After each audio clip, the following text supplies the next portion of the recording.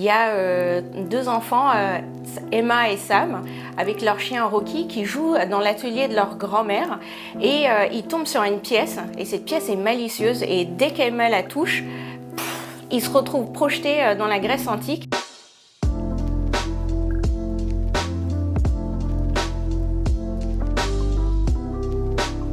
Playful Culture, c'est des ateliers ludo-éducatifs avec de la réalité augmentée sur des thèmes culturels et c'est à destination des enfants de 7 à 11 ans.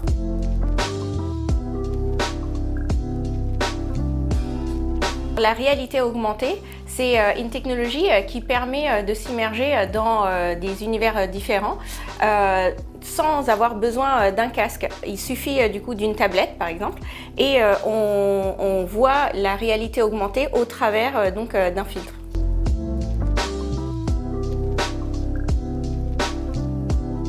Un atelier avec les enfants, c'est 1 heure. Il y a 3 défis à résoudre et des indices en réalité augmentée. Donc ça permet d'engager les enfants dans une histoire où ils doivent sauver des personnages d'un vortex spatio-temporel. L'enfant apprend en jouant sans s'en apercevoir parce que du coup il va être engagé dans l'histoire de sauver des personnages. Il va avoir des défis à résoudre et donc il va se lancer dans des ateliers sensoriels et de quêtes qui l'amène à aller interroger des connaissances. Et c'est cet apprentissage par le jeu et le numérique qui font qu'il va apprendre sans s'en apercevoir. Donc ça s'adresse en prime abord du coup aux enseignants qui peuvent solliciter cet atelier en tant que complément pédagogique. Ça s'adresse également aux centres de loisirs qui travaillent sur des thèmes de la Grèce, des Jeux Olympiques. Et ça s'adresse également aux parents qui souhaitent donc un atelier original pour l'anniversaire de leurs enfants. J'étais ingénieure et j'ai voulu reprendre les études en art et culture et il s'est trouvé que pendant les études, la pandémie est arrivée et je me suis retrouvée à faire l'école à domicile à mes 2 enfants, à l'époque de 8 et 10 ans et ils faisaient tous les deux, entre autres, de l'histoire et je trouvais que l'histoire, parmi toutes les disciplines, manquait de ressources qui motivent les enfants. Or, ce que je travaillais pendant l'enseignement était hyper inspirant et je trouvais qu'on pouvait mettre à disposition de l'éducation beaucoup de moyens qui soient immersifs et engageants. J'étais toujours étudiante en train de faire mon stage quand j'ai été incubée par ISA Incube, qui est l'incubateur de mon école.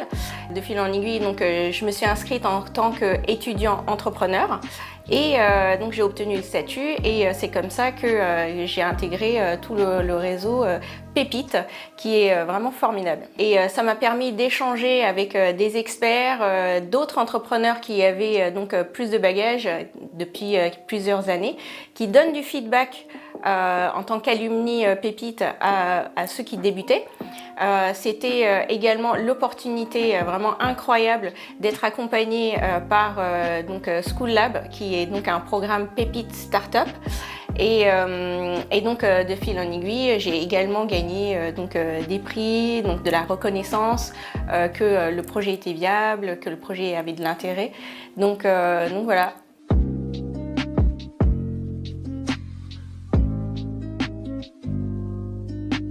Persévérer. En fait, l'entrepreneuriat, c'est beaucoup de challenges et beaucoup de moments de doute.